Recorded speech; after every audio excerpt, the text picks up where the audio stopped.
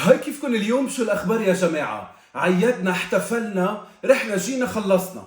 رجعنا للجد. رجعنا لنحكي القصص اللي لازم تنحكى، نفش خلقنا ونعلق ونقول شو حبينا وشو ما حبينا. اليوم حلقة جديدة، اليوم حلقة سريعة، نحكي عن كتير قصص صارت جايز، خاصة خلال الشهر الفضيل وتحديدا ما بعده. خلص الشهر، خلص الصوم، وخلص يمكن شهر العبادة. رجعنا شلحنا، رجعنا تزلطنا. مريم فارس عيدت الناس بصورة مشلحة، ما فهمتوا ليش. كيف يعني؟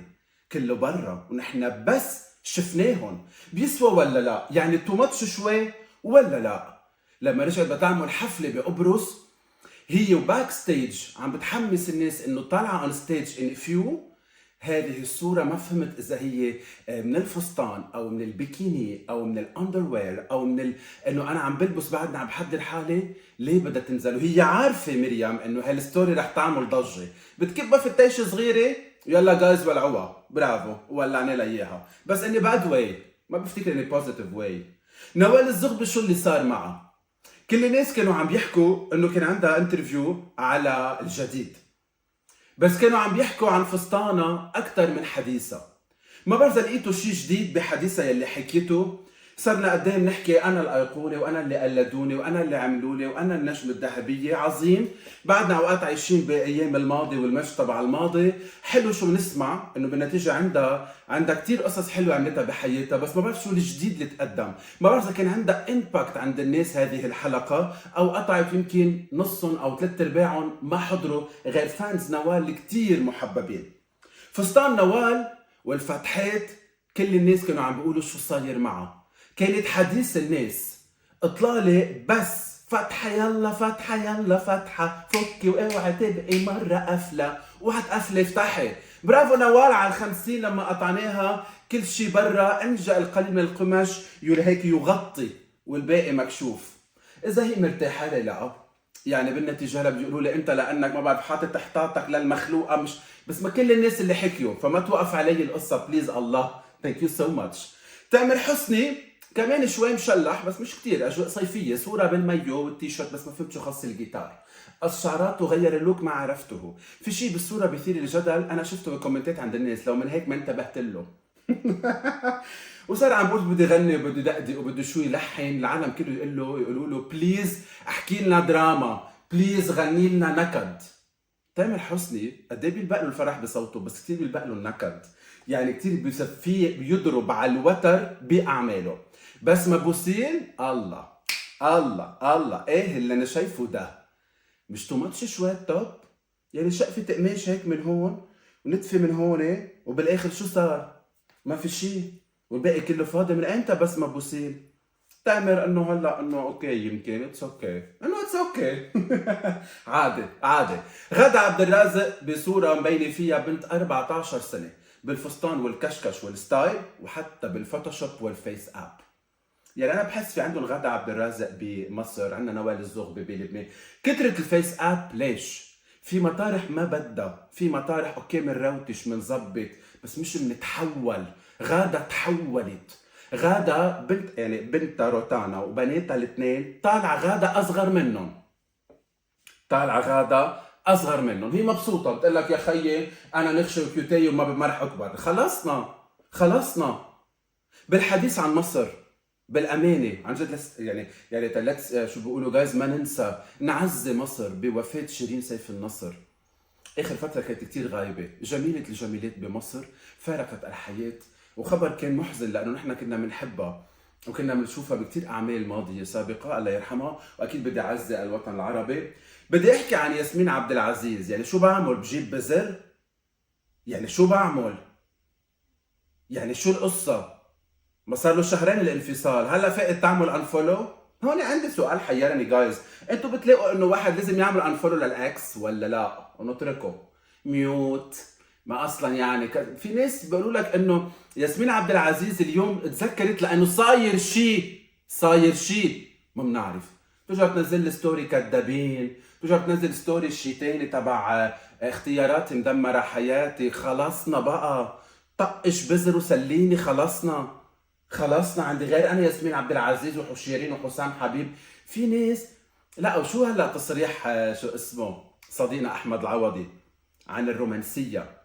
شوفوا شو قال لما كانوا عم يحكوا معه.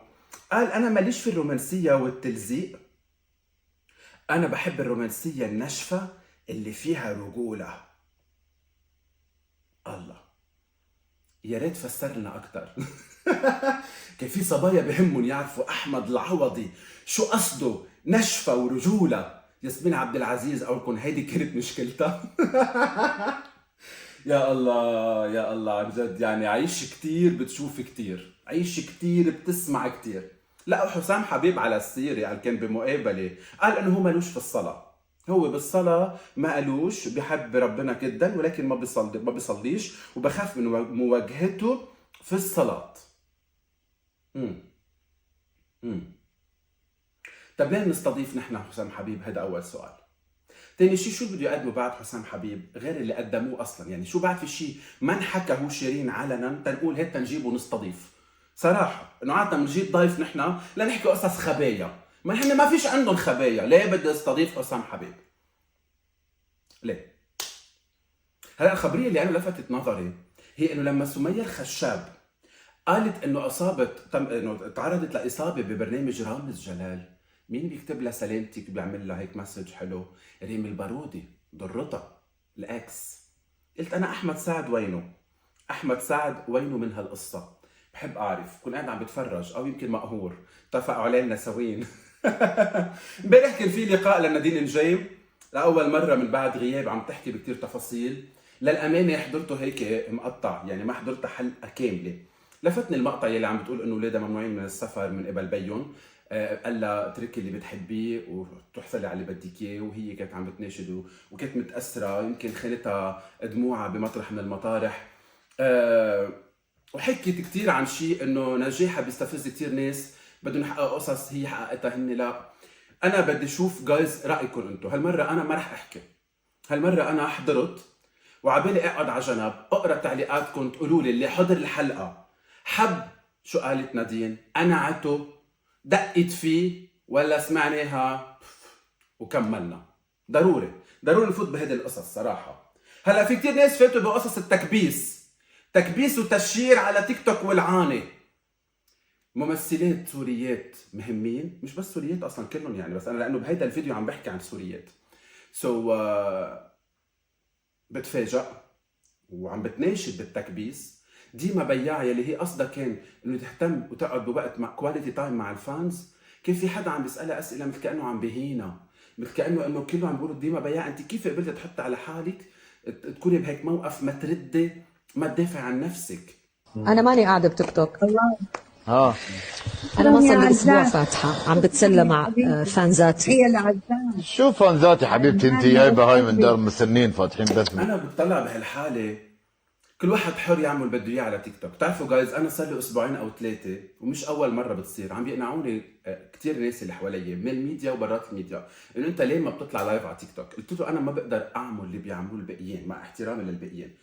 رجعت فكرت انه انا اذا بدي اطلع لايف هو لانه وسيله تواصل بيني وبين الناس، لاحكي بالكونتنت يلي انا بقدمه، لنحكي عن فن، لنحكي عن نجوم، لنحكي عن ممثلات وممثلين، مش لنطلع ونعمل جولات. هيدا رايي انا، ولهلا بعد ما اقتنعت. انا بصير اطلع كيف ممثله كبيره مثلا بقيمتها وبعمرها عم نطلع نعمل القصص، برجع بقول طيب دارجه، بقول عم بيطلعوا مصاري، برجع بقول هن ما عم بيشتغلوا كثير، بقول لك لايف على تيك توك بيطلع لي اكثر.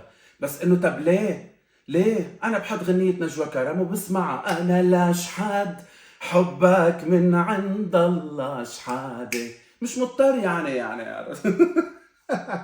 حليمة بولند قال عم تعمل حلقة وصور والتقت بناس من السودان، فقررت تتغير وتعمل لوك سوداني بامتياز. مش هيدا الموضوع انه كتير ناس اعتبروا انها عم بتهين السودان وبشرت السودان، لانه كانت بالفيديو اللي انا اخذتكم منه سكرين شوت عم بتقول شوفوا لوني شفتوا لوني.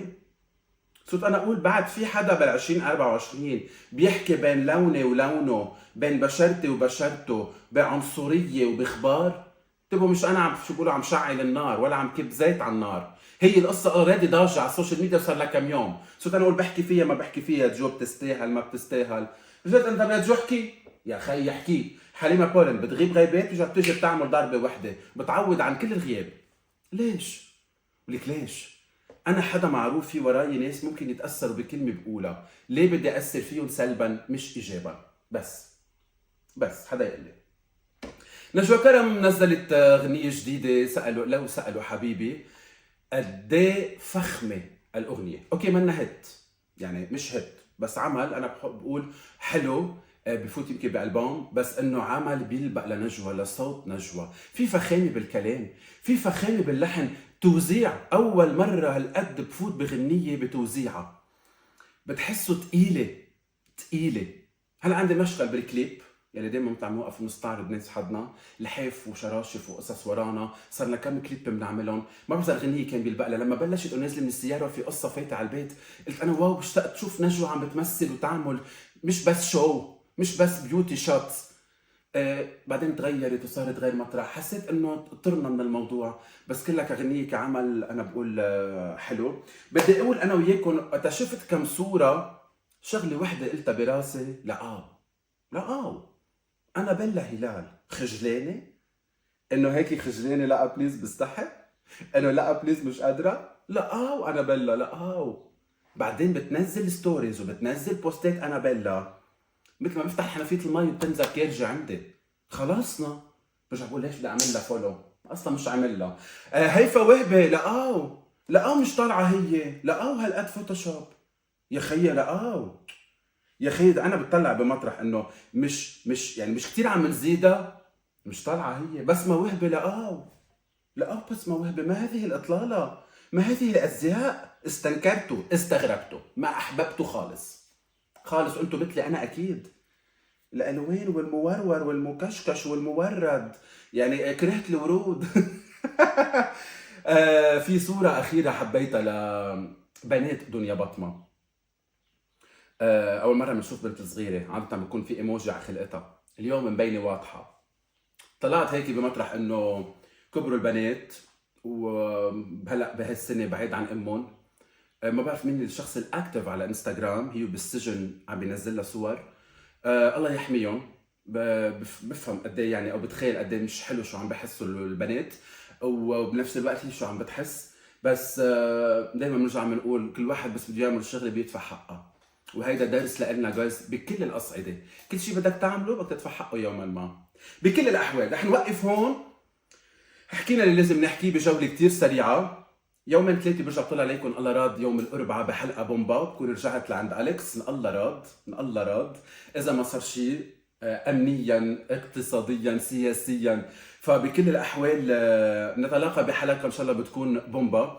أنتم من هلا وقتها بليز شاركوني بتعليقاتكم جايز، قولوا لي شو رأيكم باللي قلته واللي أنتم حبيتوه ولا لا، وأكيد بتتابعونا على كل ما السوشيال ميديا، اسمي وين ما كان جو بو غزالي. So guys بشوفكم very soon. Ciao.